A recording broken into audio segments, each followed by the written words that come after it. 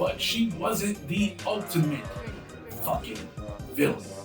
No. That spot is reserved.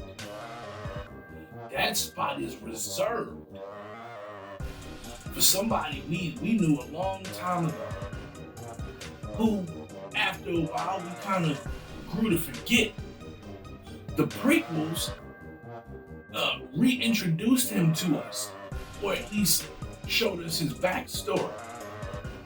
Oh, but that Obi-Wan Kenobi series, Episode 3, The Return of the Man himself, Darth Vader.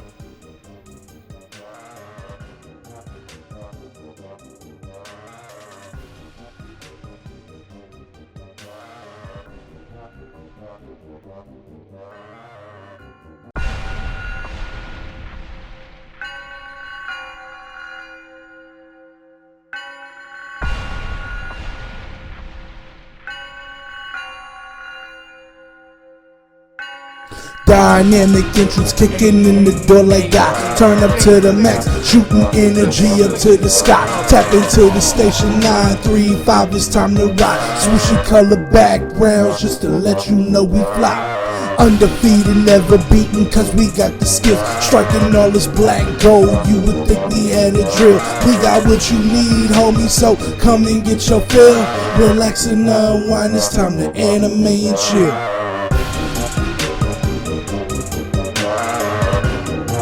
It's time to anime and chill.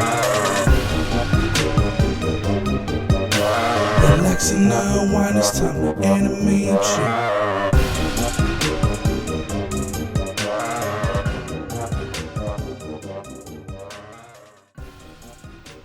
Okay. You are now tuned in to Anime and Chill, and you're chilling with your favorite N-word, the biggest anime nerd. I can say it. You can't.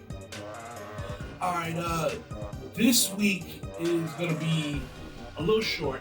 I'm gonna try to keep it a little short. I've got an appointment later on, but I did want to talk about the WWE Undisputed Universal Championship title match that took place on SmackDown. That would be 2 weeks ago. See, I'm learning. 2 weeks ago. So, I am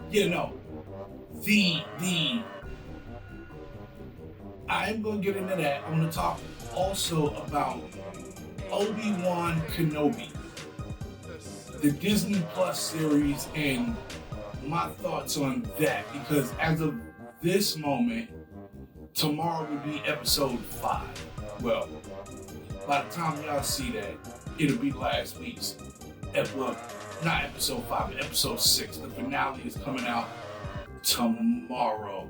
I do want to give my overview on the show itself up until episode 5. That was the last episode that I saw before cutting this episode of Anime and Chill live on YouTube. Well, not live because it's pre-recorded, but you know.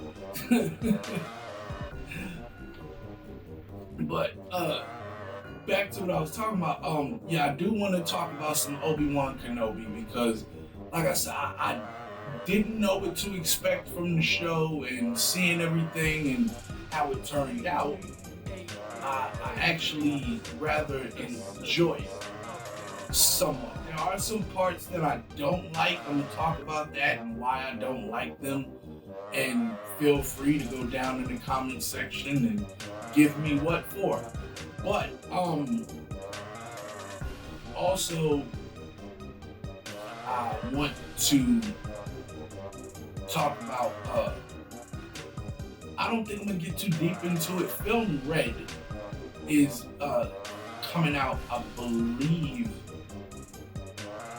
July something. I might be wrong. It might be out already. It might have came out today, the 21st of June 21st, either June 21st or June 22nd. I'm not sure of the date. I'll look that up and I will put that right here. So, let's get started on some Obi-Wan Kenobi and my thoughts on that.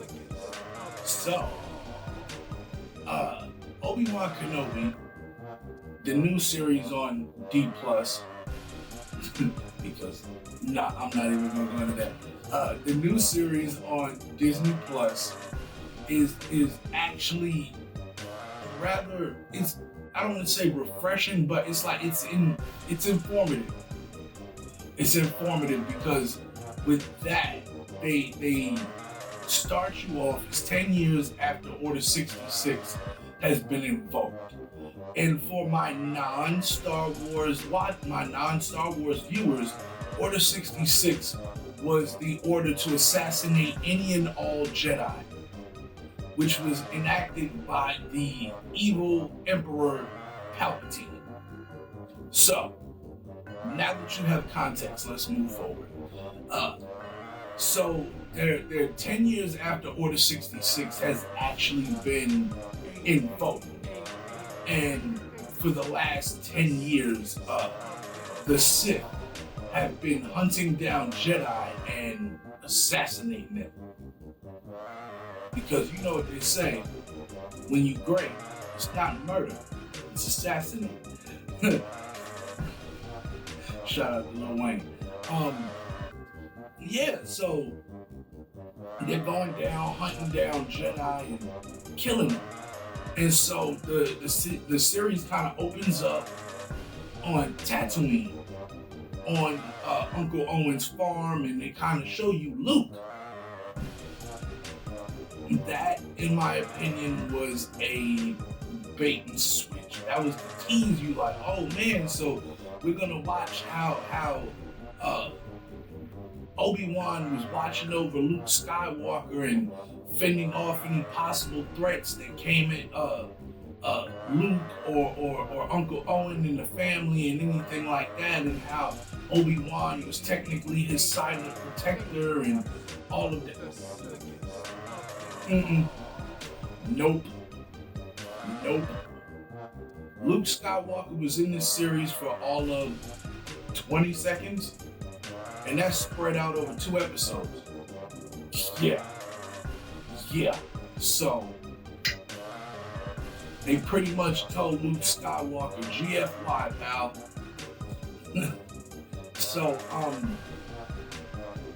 now we see Obi-Wan, who is pretty much living a dismal existence.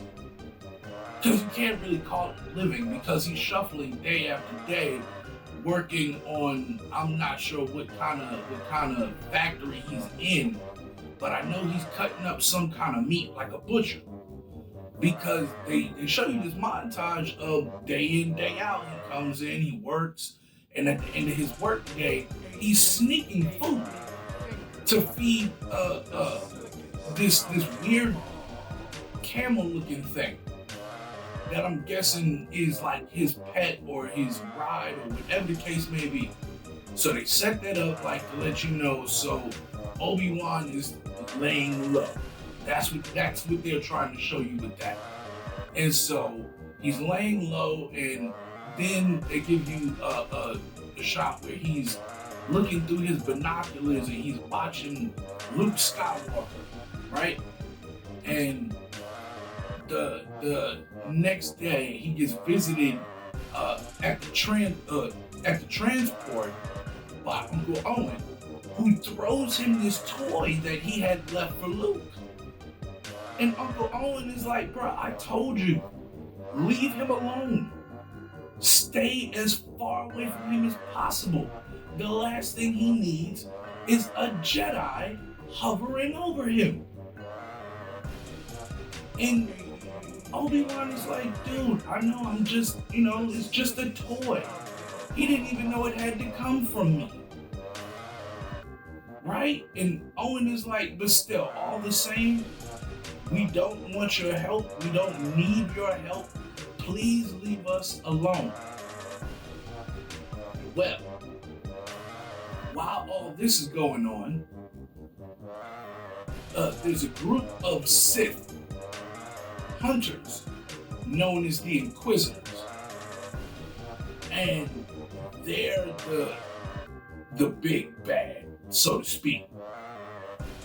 And pretty much, there's one Inquisitor that is like, in my opinion, head and shoulders above the rest. And it's not the one you think. Because when they introduce the Inquisitors to you, they have this one main Inquisitor that they call the Head Inquisitor. He comes across as like this smarmy ass bad guy who gives his villain speech, and he's gonna menace you into giving up the Jedi. He's gonna talk real how can I say this? He talks in a roundabout way, but you still get his message. You see what I'm saying? Like how instead of telling them up front, he knows that the Jedi is there. He comes across passive aggressive. That was the word I was looking for. He comes across very passive aggressive about knowing that the Jedi is there in the cantina. And so he makes this long bad guy speech where he's talking about how we know that there's a Jedi here, and we know that the Jedi cannot stand by and watch the people be attacked without helping, and it's in their nature to help, and this, that, and the third, blah, blah, blah. We know that the Jedi probably would help you in your time of need, and you would offer the Jedi a place to stay and shelter and pretty much a cover from the Inquisitors. They're doing, like, he's making this long bad guy speech, and right before he gets to the point of the bad guy speech, another Inquisitor, they call her the third sister. Her name is Reva. This bitch says, yo, fuck the bullshit. She takes her knife and throws it at the cantina owner, knowing that the Jedi is going to stop it. That was her whole reason, because she knows they cannot just watch you kill somebody. That goes against their code, right? And so, pardon me for the adjustment. That goes against their code. And so, when she throws the knife right before it gets to my man's face, I think it was about that much space. It was about that much space between his forehead and the blade of the knife. And when the Jedi stopped it, he was trying to be like inconspicuous about it. But as soon as he stopped it, Reva pointed his ass out. You, right there, we got him. That Jedi, he runs, he gets away. He chases him for a little bit, but he finds a way to get away. He goes to see Obi-Wan Kenobi. And he tells Obi-Wan, he's like, the Inquisitors are after me. I need your help.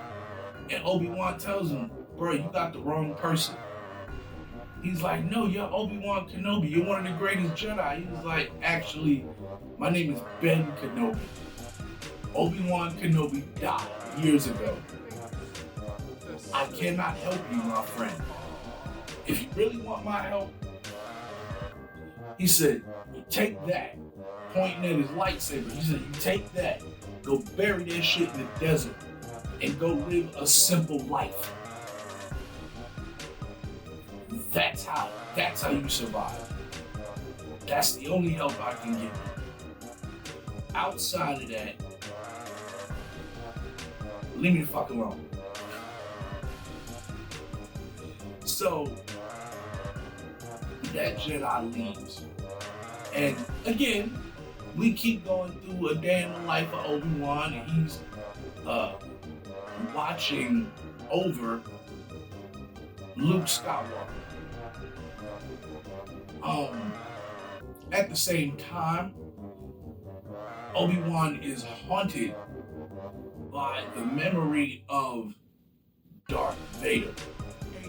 And I'm going to get to that in a hot, quick second because it's like money burning a hole in your pocket. You gotta pull it out. Pause. So you Obi-Wan is while he's doing that, they introduce Leia and her family and the Organas, and they show you how the Organas are living, and the Organas are fucking royalty, right? And you're like, okay, that's good. So she's growing up, and they're trying to teach her how to be a diplomat, and she wants to be a little tomboy so goddamn bad, and she's a 10-year-old kid, but she's acting like she's 5, and it's like, come on, dude, really? The character of Leia, in my opinion, I didn't too much like that character. Like, I felt like she wasn't, like, they didn't put Leia in the story to tell a story about Leia. They put Leia in the story to move the story along about Obi-Wan, to give Obi-Wan a reason to go somewhere, a reason to go do something, right? She was a plot device. It's not like they made her a character and was trying to build on her character. They gave you one scene where they tried to do a little bit of character development with her, and that was when they introduced her snobby ass cousin and how that nigga was an asshole. And you're like, yeah, that no, guaranteed that little boy is a jerk, and he needs somebody to put their foot in his ass. But at the same time, like, little girl, you are being petty just for the sake of being petty. Like, he says something that's disrespectful to her, and she could have ignored it. She could have just went and told her mom and let that be that. No, she had to take another dig at this nigga. And it just led to a big argument. And that ended up, it was chaos. Another thing I didn't like about Leia, like I said, she was a plot device. They didn't make her a character. She was a plot device to move the story along, a MacGuffin for Obi-Wan to collect. It's not like, right, it's not like what's happening to her is help building her character, or anytime we focus on her, it's moving the story along, because it's not.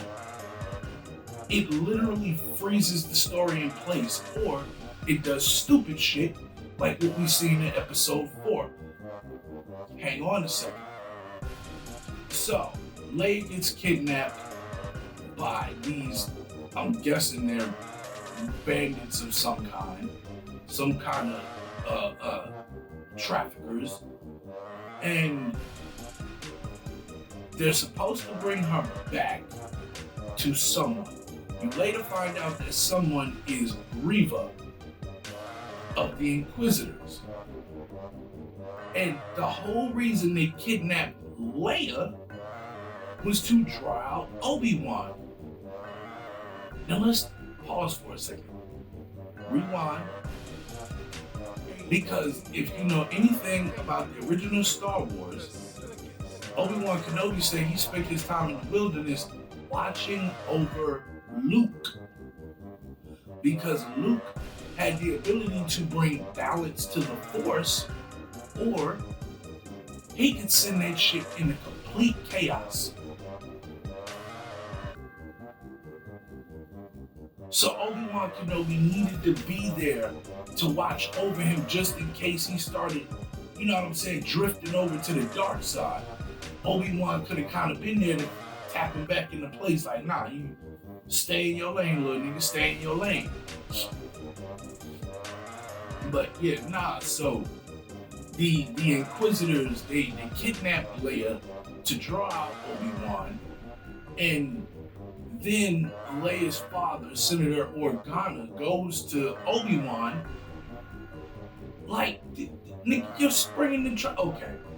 But at this point, you don't know that that's why they kidnapped her.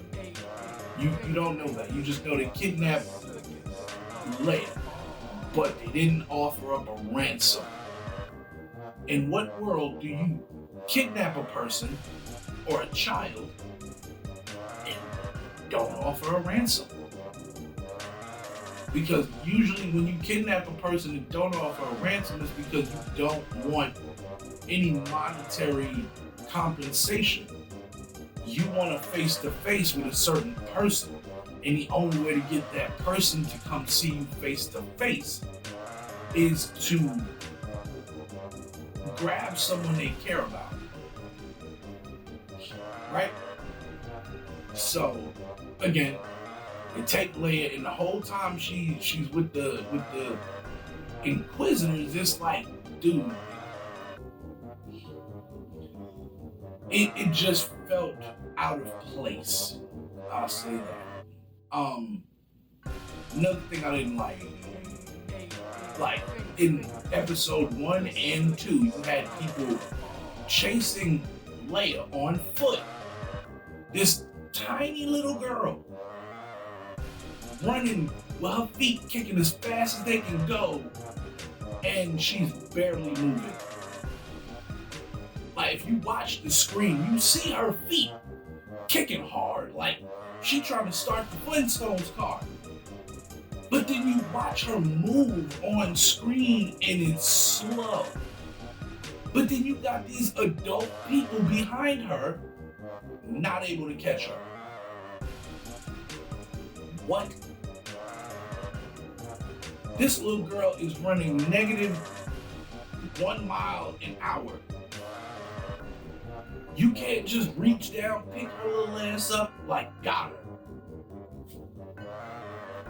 But I digress. Let's talk about one of my favorite characters, that being Reva. Yeah, I said it. Yeah, I said it right here on Anime and Chill. I said it. Goddamn, bro. The scene where Reva cuts off that woman's hand, I laughed so hard.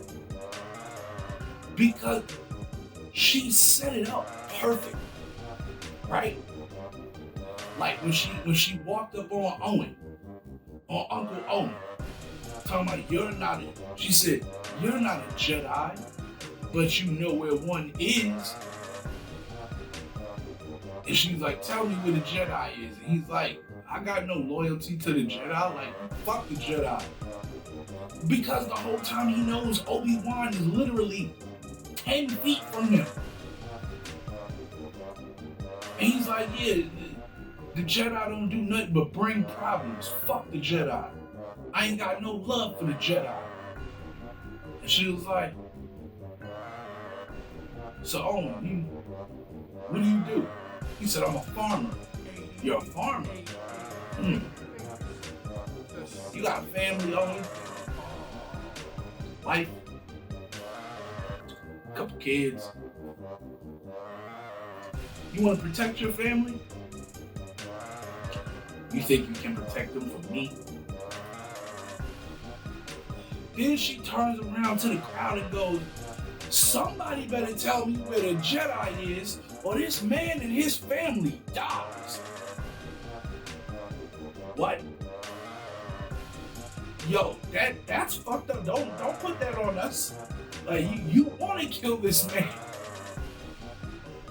And so the head inquisitor, and that's another thing I found kind of weird. The head inquisitor and all the other inquisitors, they keep trying to stifle Reva.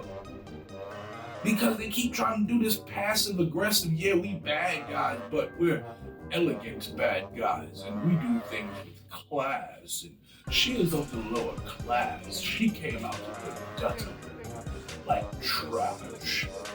And it's like, nigga, you's a bad guy. Bad guy's a bad guy's a bad guy, nigga. She's just a lot less subtle about that shit, which is why I like that character. So yeah, she tell us where the Jedi is, or this man and his family dies. Then you got the head inquisitor. If you tell us where the Jedi is, you will be rewarded handsomely. That bitch goes, or you will be punished. Hands go first. Like, bruh. When she said that, I was like, okay, yeah, nah, that's a bad bitch. That bitch is mean. That bitch, she just told you, nigga, I have no compunctions cutting off a motherfucker's hand. And as soon as she said that, you got this one chick in the crowd who just wanna talk out the side of her neck. Talking about this is the outer rim. You have no authority here. The First Order, the Empire has no jurisdiction out. Boom. Cut that bitch's hand off. Smooth cut her hand off. In the middle of her sentence, just boom. Sorry, I couldn't hear you over the sound of your hand hitting the floor. And this woman screams out and Bro, I cracked up laughing because she told you what was gonna happen. You sit there talking shit, got your hand cut off. Maybe, bro, and the crazy part is when she told me, she was like, or you will be punished. Hands go first. That way, every time you reach for something, you think of us. Like, yo, I'm sorry, that's a bad guy for your ass. And if there's one thing I love in a movie, it's a good villain. You gotta, because your hero is only as good as the villain they're fighting. But she wasn't the ultimate fucking villain. No. That spot is reserved. That spot is reserved for somebody we knew a long time ago, who, after a while, we kind of grew to forget. The prequels reintroduced him to us, or at least showed us his backstory. Oh, but that Obi-Wan Kenobi series, Episode 3, The Return of the Man himself, Darth Vader. From the moment Reva told Obi-Wan Kenobi he's still alive, Anakin Skywalker is still alive. Bruh, the fear that went through this man's body. Bruh, that it's like when you watch Halloween and that dude says, he's alive!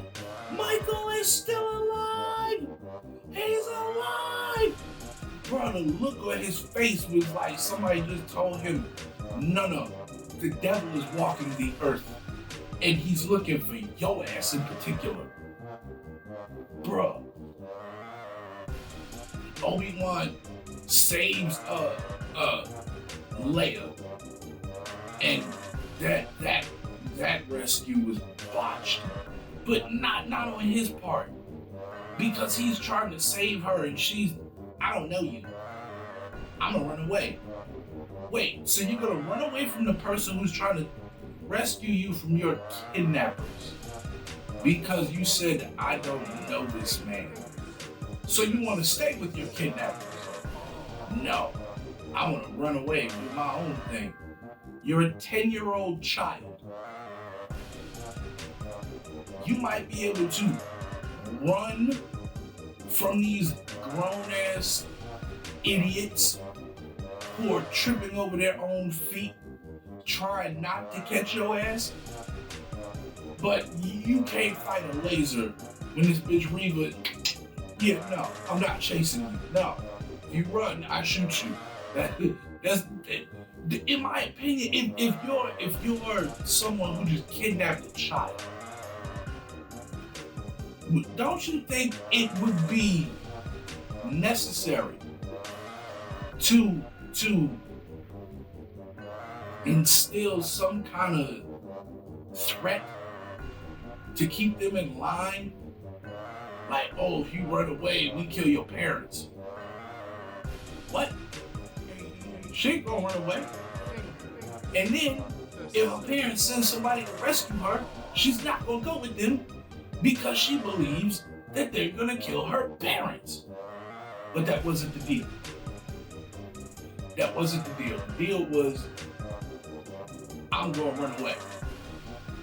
And when she runs away from Obi-Wan, the Inquisitors are trying to kill Obi-Wan, but they're shooting at him and by default also shooting at her because she's in front of him because he's chasing her.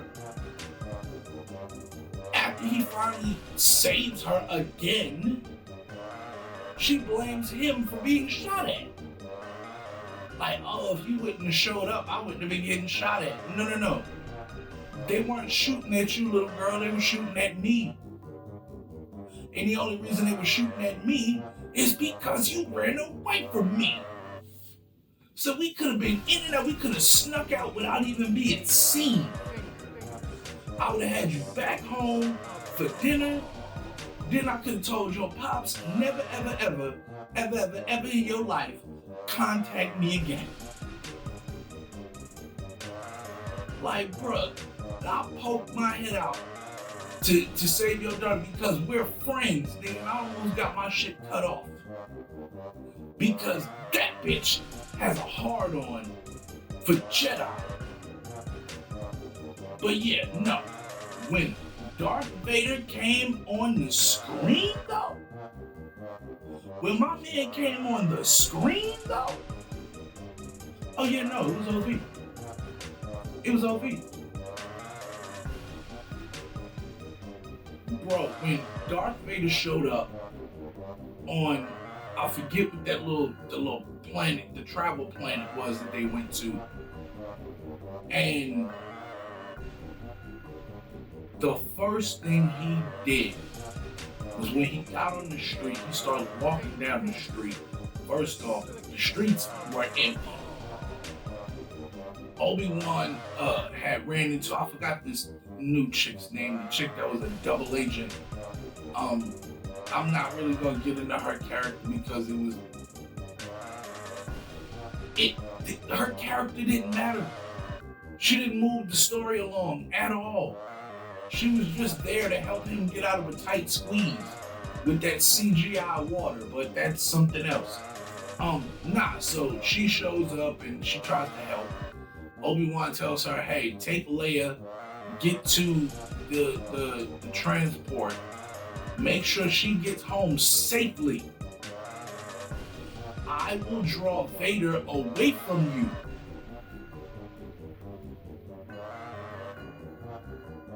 Her and the little girl sneak out the back.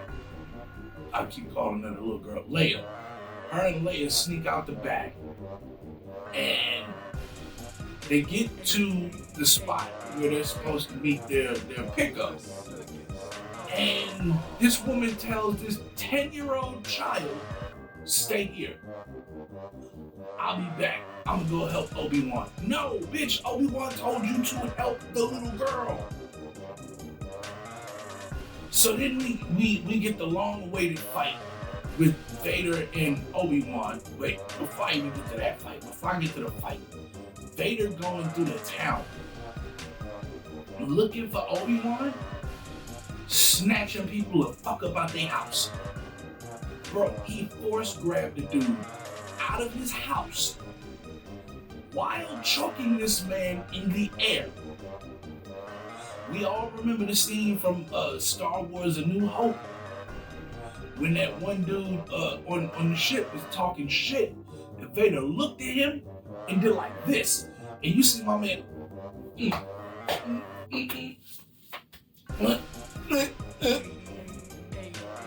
Vader choked this nigga out for talking shit. And it wasn't like he was calling Vader a bitch or nothing like that. Nah, he just said the Force wasn't real. So Vader showed that nigga how real the Force was, nigga. Right? So Vader's pulling niggas out of their houses, Force choking them. And then when the dude's son comes running out, Papa, Papa, Papa, Vader looks at him, does like that, the little boy's neck breaks. Just snapped his neck. Just cause. He didn't have to kill that kid. He just did it, just cause. So, the whole time this is going on, Obi-Wan is in hiding and he's peeking out from where I think he's looking through like some kind of blinds or some shit like that.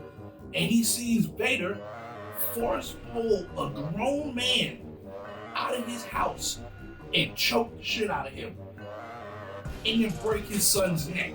Obi-Wan wanted no parts of Vader at that point. The next time they showed you that spot, nigga, Obi-Wan was gone.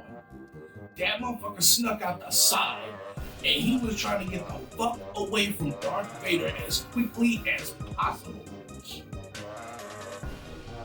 Until somebody spotted his ass.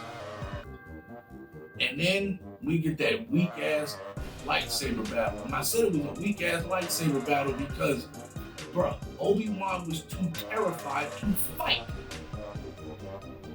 Vader is like, he's swinging slow and all, and it's just like, yo, the whole time Obi-Wan is running. Just running away from Vader, running away from Vader. Vader, yeah. Just like last time, he's a fucking coward. You running, that's okay. I'm gonna kill your ass this time. Bruh. Got rid of Obi-Wan's lightsaber. Force lifted his ass into the air. Took his own lightsaber. Set the sand on fire. And told him, I'm gonna give you a taste of what you put me through. Dropped his ass in the sand. And then started dragging him through the flames. And I was like, dude, yo, this nigga Vader is on one, bro. Like, my man, because it's one thing to set someone on fire, right? Because when you set them on fire, you are no longer in control. Most people, when they get set on fire, they run around like a chicken with their head cut off. Totally forgetting what you were taught in grade school. Stop, drop, and roll. Like, but at that point, you're not thinking anymore. You're in mass panic, right? So, with that said, he's slowly dragging Obi-Wan through the fire, and here comes that the double agent chick who shoots at the stormtroopers and shit like that, and then she shoots something that causes this big wave of fire, this wall of fire that separates Obi-Wan and Darth Vader, and she grabs Obi-Wan and they take off for a little bit. Episode 4 was really a bunch of fucking filler. Like, I don't even want to talk about that one. Episode 5 though. Yeah, nah. Cause, what's her name? Vader had told Reva at the end of episode 3, like, bitch, don't fail me again or I will kill you. And so with episode 4 going down and them actually having Obi-Wan there, and Sneak gets away again. Like, what the fuck? You can't catch him? This old ass man and this little ass girl? They had help. There's a double agent. What happened to her? Oh, she's still with him. But in episode 5, this bitch sacrifices herself. And it was like the way they set that scene of her death up is meant to make you feel something. And I'm like, I'm sorry, I don't feel anything for you. Like, your character was inconsequential. They could have put any other person in that role. It would have been the same goddamn outcome. I wouldn't have felt nothing for him. Because you didn't give us a reason to feel for her. You just, oh, she's helping us out. And now she's sacrificing herself to save Obi-Wan. Which, in essence, he could have easily just Force pulled her. Could have used the Force, didn't use the Force. Which is crazy because in episode 4, he used the Force to hold back an ocean through breaking glass. He used the Force to hold the glass in place until all the stormtroopers came in, and then he bursted all the other windows. But he couldn't Force grab this chick who's like not even 3 feet from him.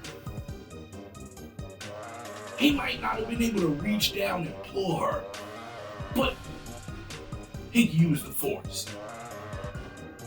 Right? Then they got this badass show of strength where the rebels are trying to leave and this motherfucker Vader grabs the ship out of midair, pulls this sumbitch back to the ground, and literally starts to dismantle it piece by piece, pulling this shit apart, and then another goddamn ship takes off. I'm like, oh my god, the writing on this shit is terrible. It's terrible. Like really? That's a cop-out. That's a cop-out. Vader catches the ship, he's dismantling it. Oh, and then they had a whole nother ship that he didn't see that flew away, and he couldn't Force grab that one. Get the fuck out of here. Get the fuck out of here. The best part of episode 5 was the fight between Reva and Darth Vader. And actually, they gave Reva a better fight with Vader than Obi-Wan had. They had Obi-Wan scared and, oh, he's gonna kill me. But Reva, the bitch who has felt this nigga's grasp when he picked her up and Force choked her ass. She wasn't afraid. The only thing was she knew that this nigga was gonna see it coming. And Obi-Wan is, no, it'll work, because he'll only be focused on me, She waited until the moment that he was entirely focused on this nigga Obi-Wan. Just as the rebels are escaping, and she tries to sneak this nigga in. Nope. I'm sorry, I can't hear you over the sound. I'm sorry, I can't hear you over all of this. Nope. I don't know what the fuck you thought this was, but you got me fucked up. And nigga Vader turns around and proceeds to whip her ass. Not in normal fashion, mind you. What I mean by he's whipping her, because they won't let him attack her. That whole fight is her trying to attack him, and this nigga just dodging, making her look stupid. Like she can't even land a blow, and then when she comes close to landing a blow, he snatches her lightsaber, Force grab, pulls it away from her, and the thing, she had a dual-sided blade, like a lance. He took her, broke one side off, tossed that shit, and he gave her the motherfucking lightsaber back. Like, yeah, keep trying. You're not gonna beat me, but it's fun to watch you try. And so she picks up a lightsaber that was left by another goddamn Jedi, which is crazy because that Jedi, when he held the saber, it was blue. When she picked it up, it's red. That's not how lightsabers work. There's a crystal inside, and the color of the crystal determines the color of the lightsaber.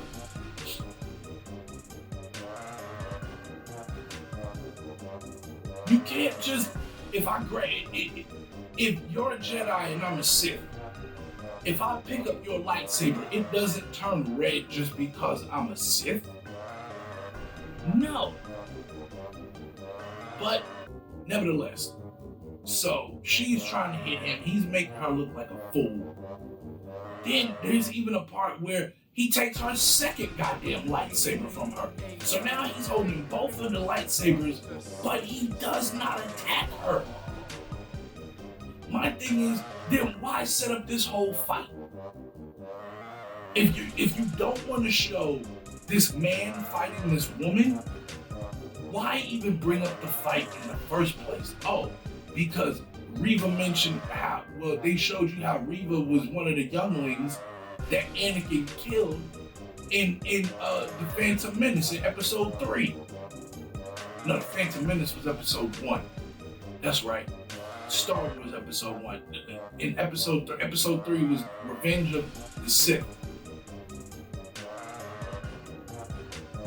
So yeah, in Revenge of the Sith, when Anakin went full Vader, before he put the suit on, but when he went full on Vader, and he killed the kids.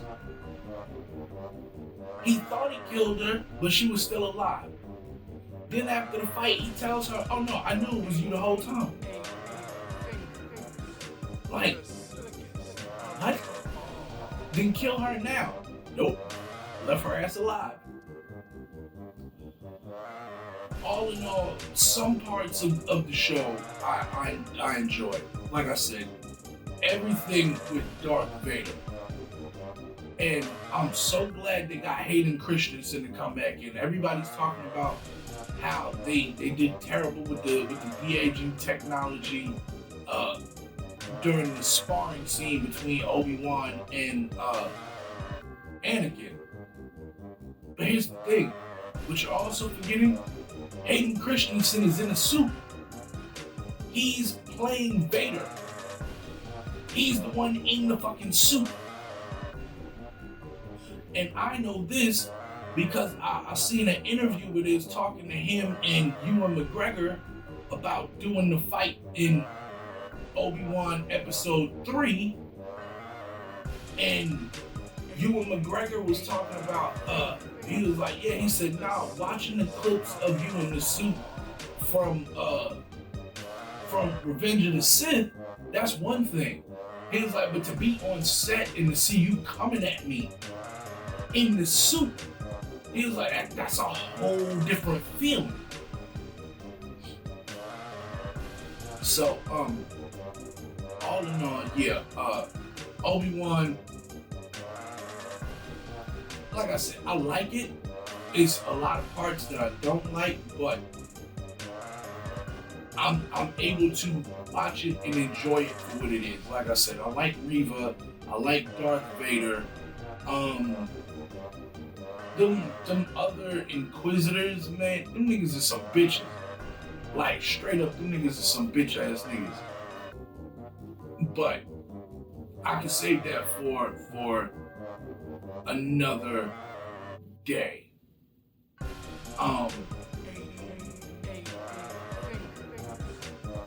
Lost my third copy. I guess I'll put that on the next episode. Let's talk about the WWE Undisputed Universal Championship title match that took place on SmackDown, because boy howdy was that shit a banger. Now, I've never been one for part-time champions. What do I mean by part-time champion? Like a few years ago, when Lesnar had first came back and he won the Universal title, and then this motherfucker disappeared for like 3 months. And at that point, you had no top title on your show, because Lesnar disappeared with it. The only saving grace is that they had the WWE title on SmackDown. So recently, news has come out that Roman Reigns has cut a new deal to where, or I should say a modified deal, No, he cut a new deal for a modified schedule. There we go. That's the way I meant to say it. Roman Reigns cut a new deal for a modified schedule in which he won't have as many live appearances. Like, he won't do as many house shows. He'll only show up for like select TV spots and shit like that. In title defenses, but outside of that, it's, you know what I mean? Like, they canceled the match at Money in the Bank, which the match on SmackDown, I'm guessing, was meant to be at Money in the Bank. But they canceled it, they nixed it from the show, and they did the match on SmackDown. And what I will say is this: if Roman wants to take time off, I'm all for it, as long as when he comes back, he puts out bangers like that shit that took place on SmackDown. Because, man, from beginning to end, it started like Riddle came out the gate firing like a bullet. My man was on point, and it was like he was giving Roman the business, and the one uppercut slowed the whole match down. Roman went into his domination mode, where he starts imposing his will upon his opponent. And every time it looked like Roman was fully in control of the match, Riddle would do something, and it would flip, and then the momentum would go full reverse. Like, it would go full tilt in the opposite direction. And so then the pace picks back up. And it's because Riddle is a high-paced, high-octane type of fighter. You see what I'm saying? He does something called chain wrestling. He'll do a move, do another move, do another move, do another move, but all four of those moves are connected. You see what I'm saying? And so when he does one move, the next move, he doesn't even gotta think about it. It's almost like a combo. You see what I mean? And then he'll chain combos together. And it'll be like, he'll do a combo here, and he'll set up for something, for a big move. Roman to stop it. And something else to happen, Riddle will hit him with a little move, and then go back into the combo he started and finish it out. But yeah, man, they did a spot by the announce table, not by the announce table, on the announce table, where Roman pulled a Randy Orton.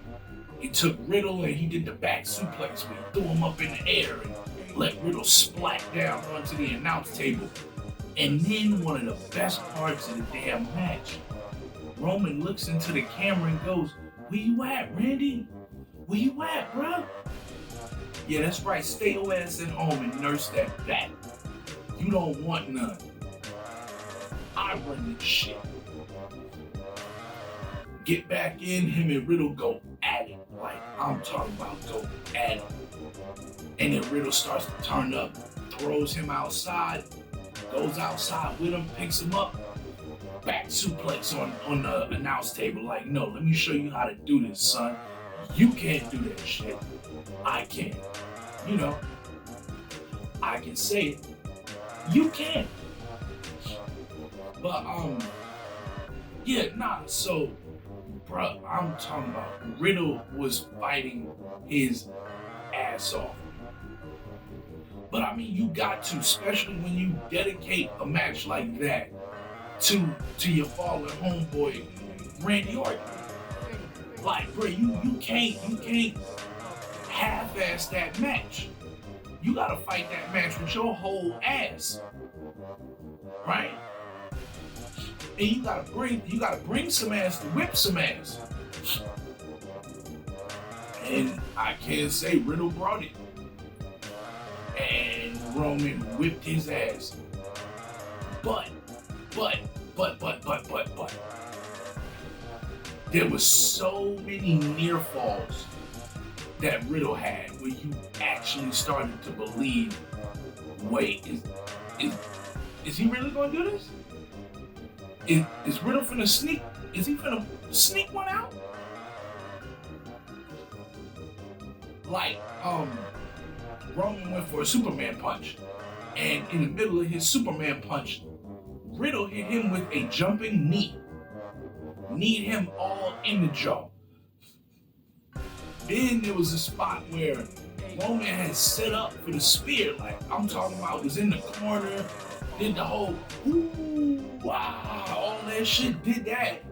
And when he went for the spear, in true Randy Orton fashion, Riddle didn't even jump. He just leaned into it. Give me that head. Bow. RKO from out of nowhere. That one got the closest 2 count of the night. And I'm like, bruh. It's too bad I don't eat popcorn, because if I did, I'd be eating popcorn watching this match.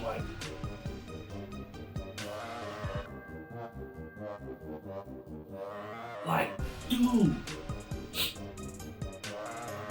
But after hitting that RKO and after Roman kicks out, Riddle is like, fuck it, I gotta stay on him, I gotta stay on him, I gotta stay on him. Swung at him, Roman ducked, hit the ropes. Riddle hit the ropes on the other side, was gonna come back with like a flash kick. Roman says, sorry bro, can't hear you over all of this. Nope. Speared his ass mid-air. 1, 2, 3. And still, your WWE Universal Undisputed Heavyweight Champion, the head of the table, the tribal chief, your boy, Roman Reigns. You did. But then the party was pooped all over by the ultimate party pooper, that being this hairless bear known as Brock Lesnar. Because after beating Riddle, Roman cut a promo. He said, I told y'all 2 years ago I was gonna show up, wreck everybody, and leave. That's what I did. I wrecked everybody. I smashed everybody. There's no one left. There's no one left. And when he said that, out came Brock Lesnar. Like, bro, how many times are we gonna do this match? It was dope the very first time they did it at WrestleMania 35, I believe that was. Yeah. Nope, 31. 31. It was in 2015. That's where I was getting the 5 from. So, WrestleMania 31. That match was dope because, bro, I lost my voice watching that match. I was in attendance in California and I lost my voice. I was mad that Roman didn't win, but the next night on Raw made up for it because the tickets that my mother purchased that year, it's a family trip. She was the one that put me on wrestling, so don't judge. So that year, that just happened to be the aisle that the tribal chief was coming down. And I don't think she knew that. I don't think she too much cared. But I didn't think he was gonna come down our aisle that year. I thought they was gonna have him go down another aisle on another side or whatever the case may be. Because that's just my luck, right? You think something exciting is gonna happen and then it's like, oh yeah, it happened around you. It happened like over there. You were right there, you could have saw it, but you missed it. But nah, so this lady in front of me, it was her and her son, but the lady was a Roman Reigns super fan, and it was like when it started to get closer to the time where he was supposed to be coming down for his match, like, bro, when I say this lady got to fixing her hair and like And I'm sitting there like your son is right next to you. I wonder where's his father? He's probably at work. And and I'm like, what's going down? And she's like, oh no, Roman Reigns is coming down. I'm like, what? He's coming down this aisle? Yeah. You sure he ain't going down that one? Because that one would make more sense because it's like, lined up with the hard guy. I guess not. She's like, nah, look. And she pointed to the top of the stairs, and I look, and you see the security starting to hover around the curtain at the top of the steps. And everybody that comes down from the concession store, everybody that tries to go up to go to the concession stand, they tell them, no, you gotta wait. You gotta wait. You gotta wait. Can't come through here right now. You gotta wait. You gotta wait. You gotta wait. You gotta wait. And so she was like, you see how everybody that go up there to try to go through that curtain, they either tell them to go through the other curtain or they send them back down to their seat? I'm like, yeah. She said, that's coming. And I'm like, oh, okay. The only thing I'm mad about is that I couldn't get my phone to selfie mode quick enough. Because I pulled my phone out and one, it was starting to die. I was mad about that shit. And so, his music hit, and sure enough, they open the curtains, and you see the security come walking down first. Well, no, the security sent him down first, and he was walking behind him, right? But it was the night after WrestleMania 35. I keep saying 35, it's 2015, but it was the night after WrestleMania 31. I went back and I watched that Raw on television, and you can see, like I saw myself, adaptive tribal chief. So, all of y'all that's like, oh, you just now jumping on the bandwagon. Nah, bruh. I've been rocking with Roman since the Shield. Yeah. I never wavered when the people hated him in 2015 when everybody was booing him because he wasn't Daniel Bryan. And they were booing him because the company chose him as their golden boy. When everybody, oh, Roman sucks. Oh, no, he doesn't. He's actually a pretty good goddamn wrestler. You don't like him because the company is telling you that that's who you should like. Because at the time, the company thought that Daniel Bryan was too small and didn't think, why would anybody like this little guy? Why would you like this little guy when you got this big hulk of a man standing here? And it's like, because at the time, people thought that Daniel Bryan was the better worker.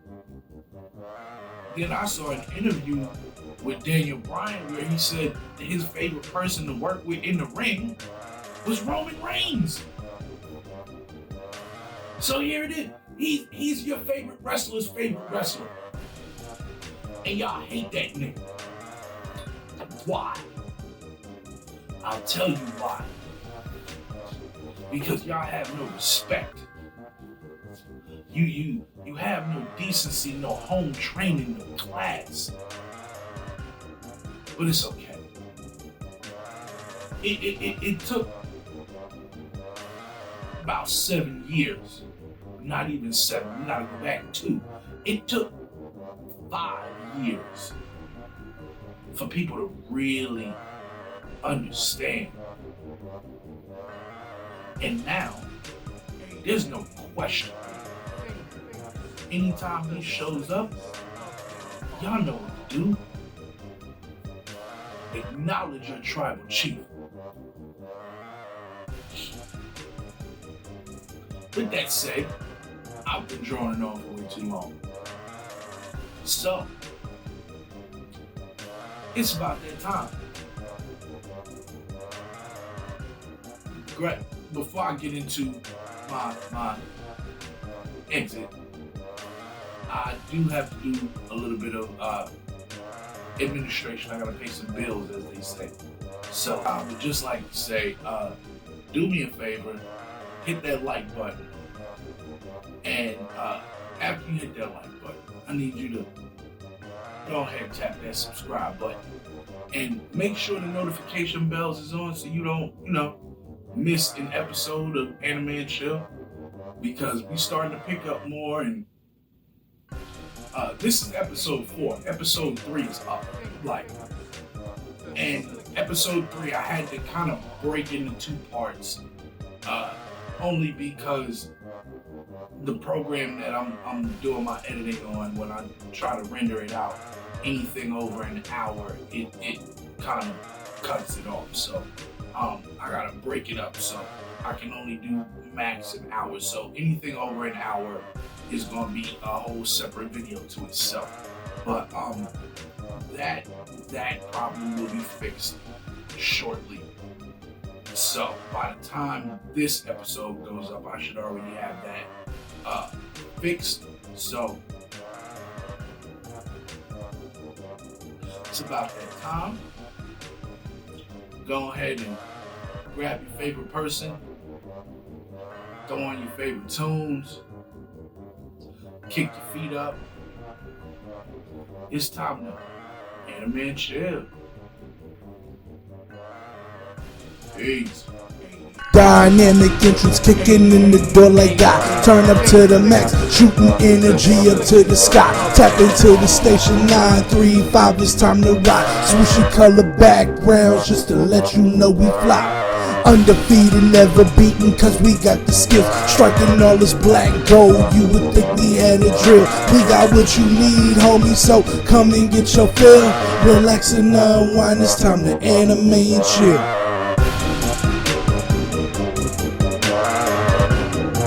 It's time to Anime and Chill. Relax and unwind, it's time to Anime and Chill.